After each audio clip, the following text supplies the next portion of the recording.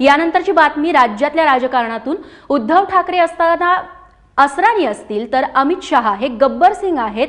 ज्या पद्धतीने गब्बर सिंग शोलेमध्ये खतरनाक होता आणि चित्रपटाच्या शेवटी जी अवस्था गब्बर सिंगची झाली तीच भाजपची होईल असा टोला देखील शिवसेनेने लगावलाय।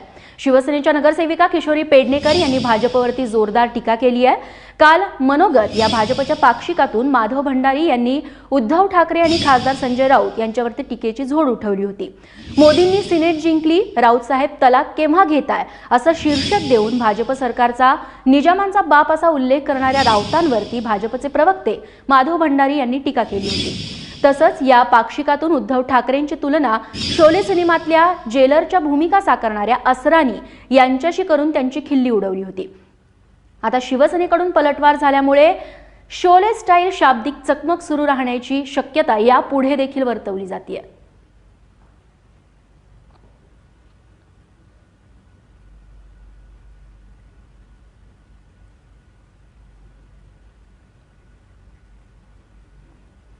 तेव्हा शिवसेना नगरसेविका आहेत त्यांनी अमित शहा यांना गब्बर सिंग अशी उपमा दिलेली आहे। शिवसेना आणि भाजपमधला शाब्दिक चकमकी आहे त्या आता विकोपाला पोहोचल्यात असं म्हणायला हवं।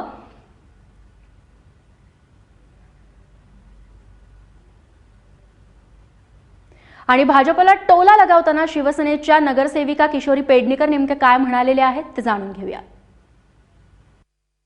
त्यांना शोले पिक्चर फार आवडला आणि आठवतोय तर आमच्या पक्षप्रमुखांना जर ते असराणी म्हणत असतील तर त्यांचे जे अमित शहा आहेत हे गब्बर सिंगच्या भूमिकेत एकदम पक्के बसतात।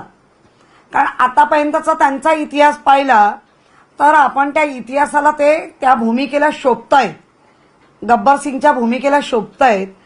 आणि शोलेच म्हणत असाल तर शेवट गब्बर सिंगचा काय झाला तो बघायला मिळेल।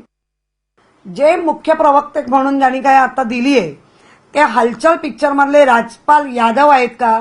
कारण त्या राजपाल यादवला मध्ये मध्ये असे वेड्याचे झटके येतात, तसे हे झटके येत आहेत का असा पण मोठा प्रश्न आहे। मुख्य प्रवर्तक माधव भंडारी आहेत त्यांना मी हलचल पिक्चर मधला राजपाल यादव म्हणेन।